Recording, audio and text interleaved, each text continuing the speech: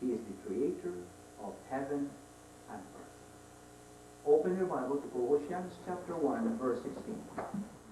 So Colossians 1:16 says, by him, who is him? God. Who is him? I want the precise answer. Who is him? The Lord Jesus Christ is the creator of the universe. Okay? Because he is Jehovah. By him, Jesus Christ, all things were made in heaven, on earth, visible and invisible, whether they be thrones or dominions, principalities or powers.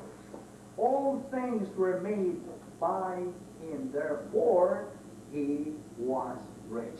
Correct? Then it says, we know the grace of our Lord Jesus Christ, that though he was rich, yet for your sakes he became poor.